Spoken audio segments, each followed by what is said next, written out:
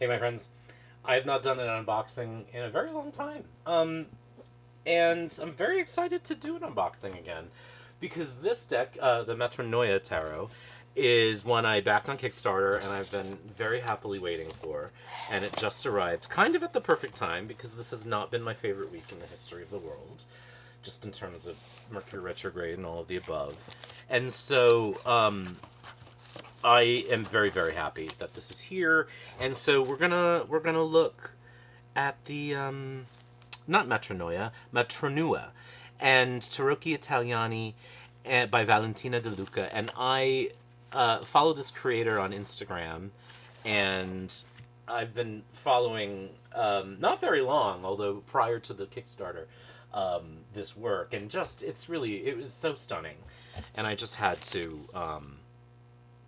There's a note from the creator.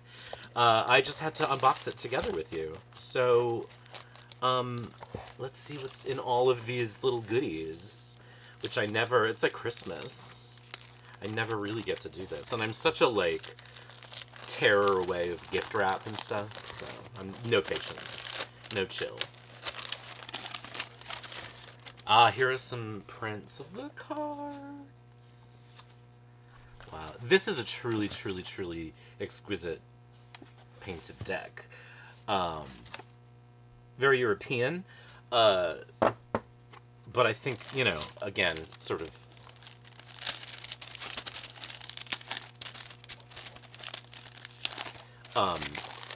sorry, my brain. I lost train of. Oh wow, I didn't remember this. There's a calendar, which is quite cool.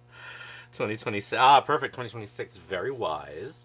Oh, and it has a foldable thingy. This is. I feel very, very, very excited right now. I'm so glad I backed this because I need a little dopamine hit.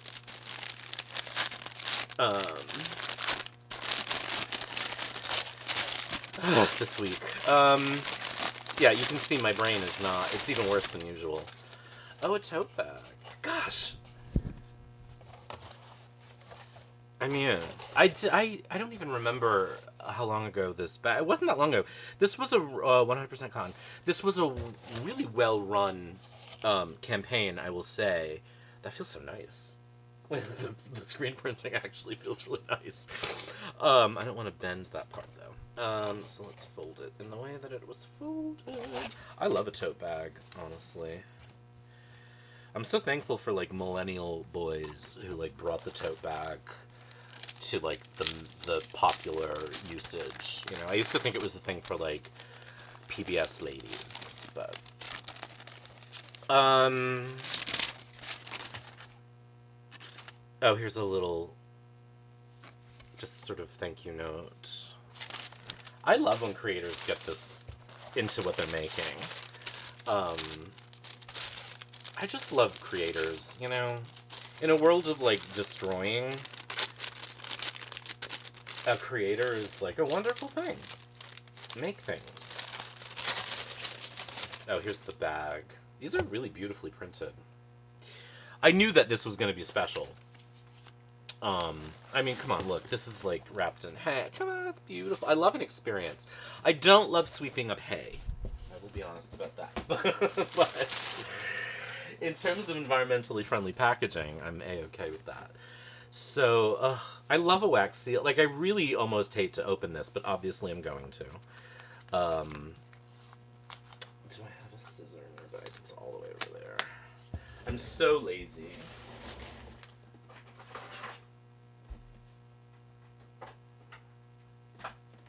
These are actually wick trimming scissors, so they are dirty. I'm not going to rip the seal off if I can possibly avoid doing that.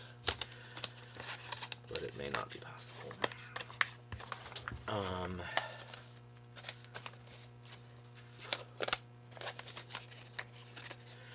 As a person with ADHD, I find it very difficult to watch people struggle with it. I'm like, just tear into it. And I may not be... Oh, I can. All right.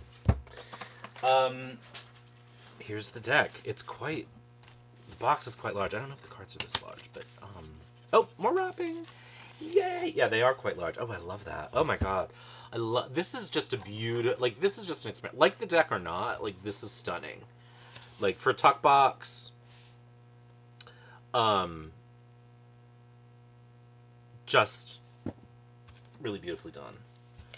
And then, okay, cut. I screwed up the walkthrough portion of the video. So this is me a few days later, and actually I've just used this deck and I've shuffled it a fair amount. So, yeah, I'll say it's not an easy shuffle, but oh, I moved the camera so far up. Actually, it might be perfect for this. What was I saying?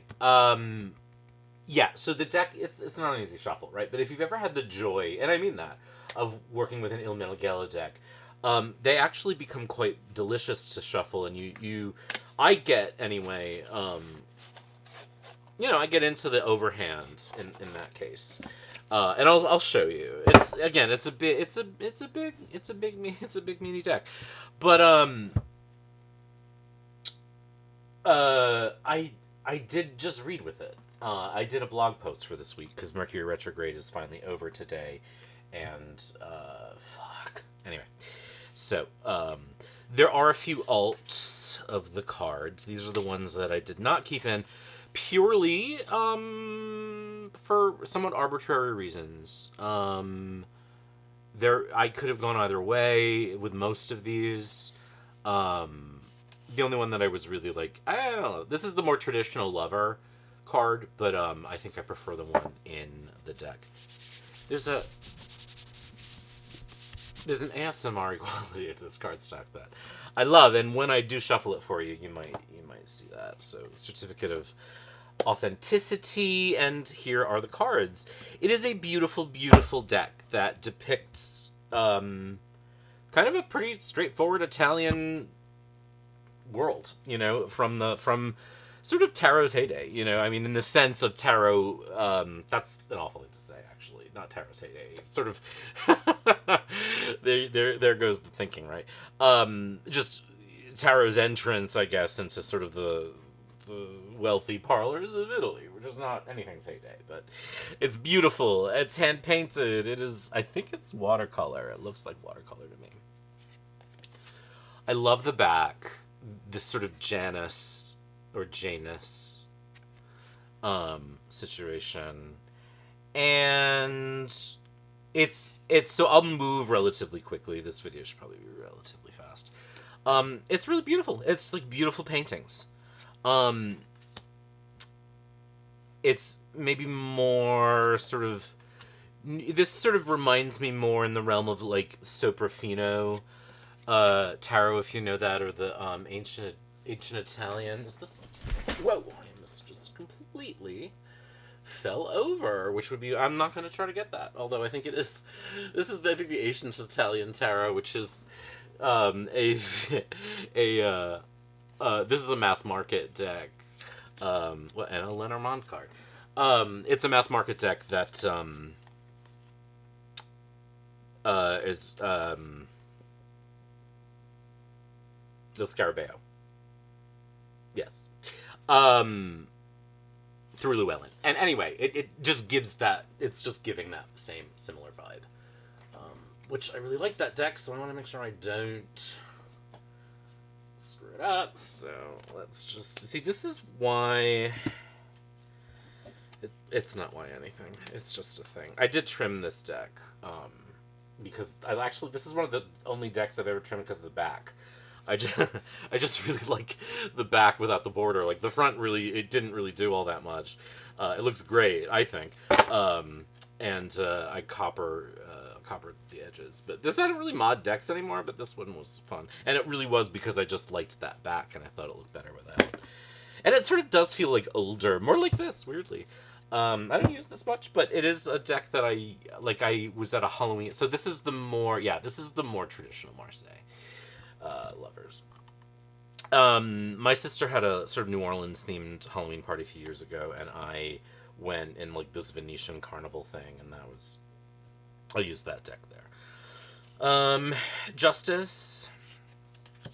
So this is one of the other ones we had an alt for, the Hermit. Time is more traditional in terms of major arcana, in the sort of Italian school.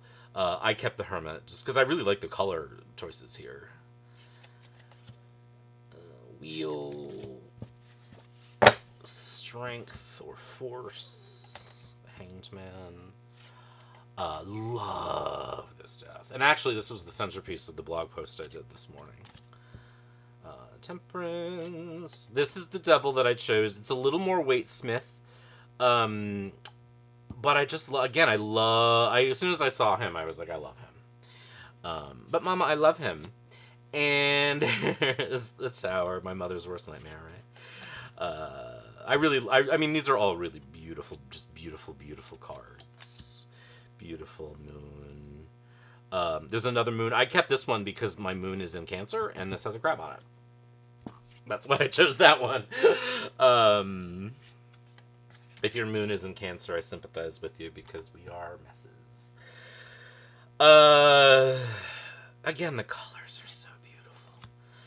And the world. And so then it's standard Marseille style, but really beautiful. I think you get kind of a seasonal journey through these with kind of wands as more of autumnal colors. And I think if I'm remembering correctly, we'll move just quickly because Pip decks are Pip decks. I love the choices of some of these flowers. Like it's just really just a beautifully, it's just beautifully illustrated. It's beautifully painted. I saw this earlier and I said, this looks like Sam Nivola from White Lotus. He was the creepy one with the smoothie. It doesn't look like Sam Nivola? I think that's his name. He was also in The Perfect Couple.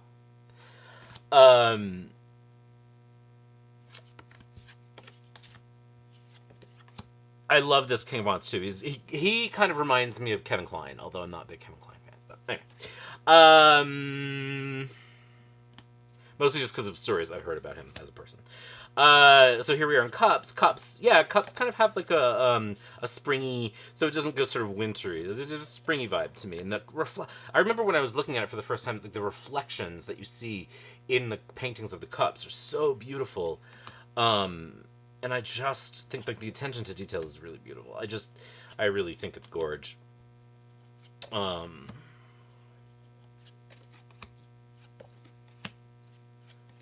And then Courts of Cups. And then Swords. This sort of piney, wintry vibe. Oh, not really. It's for you too. So that's just something I made up in my head entirely on my own. Really just stunning. Again, I'll kind of speed up. So that I can shuffle and show what we got. And so Suit, or sort of Court of Swords. He's really interesting. I think he's so handsome and sad, so I probably would have tried to date him in my 20s. Which means, of course, he's also straight. And then coins. I love the coloration. That's the logo for the creator. I think that this is really beautiful, and I love the Morning Glories sort of datura. Is that what that is? And then the Court of Coins. So, the King of Coins is Redbeard. I am a King of Coins. My Deacon of Leo is the third Deacon, which is ruled by the king or the knight in the Thoth version of coins. So here's the tea on why, like, I don't live for a deck that you can only overhand, but why a deck like this, it doesn't bug me. So I prefer to riffle shuffle because it's easier to get a better mix sooner, right? And I'm very impatient. But this kind of paper is very sexy to shuffle. So yes, you cannot riffle this. I think if you did, you would really hurt the cards. And they don't have a lot of bend. At the same time, the swish and like swoop of the cardstock is very, very satisfying. And if you're someone like me who's very like I used in the previous version sensual in the sense of being sensitive to senses, not in the sense of like, ooh, you know what I mean? That I do find that sort of hypnotic, and it can actually kind of put you into like an alpha state maybe, or something. I never know what those sort of mind states are, alpha, beta, gamma, whatever. Anywho, so yes, I prefer decks that I can riffle shuffle, but when it's this kind of thing and it's sort of, it just feels so tarot-y. And like I love that the cards aren't corner rounded. Like I would never go in with a corner rounder and do that myself with this, because again, it's so good. Yeah, you can see I sort of, when I put that card down, it's gonna hold its shape, right? So these I don't think have that kind of like card core. I don't think that sort of lets them hold their shape. So I'm just gonna lace them out, and let's just get these out of the way. This is a really good Lenormand deck if you like doing Lenormand Grand Tableaus, because it's so small, but I can never remember the name of it, so I can't tell you what it is. And then these can go back up there. I really should find a bag for these. They had one once, and I put them elsewhere. Oh, there's our handsome Knight of Swords.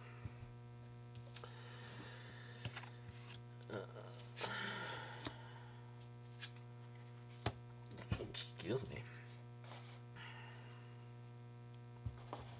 I hate reading with a cloth, but this table has gotten so kind of covered in wax and shit from candle making, which, let's be honest. Ooh, I haven't zoomed out enough.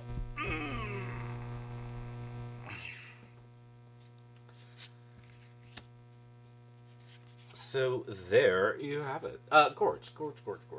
I think it's beautiful. I don't tend to read with these kind of historically themed decks very much, but I don't see any reason why, if I were going to sort of a, carnival themed, reading, I might not bring this. And again, they're beautiful, and to post on like Instagram and stuff, gorgeous. And the art, again, it's just so beautiful. So that is it. That's your unboxing from a few days ago, and now I'll walk through today of Tarocchi Italiani by Valentina De Luca, also sort of known as the Matronua Tarot. And I say bravo. So enjoy. Take care. Be good, and we'll talk soon.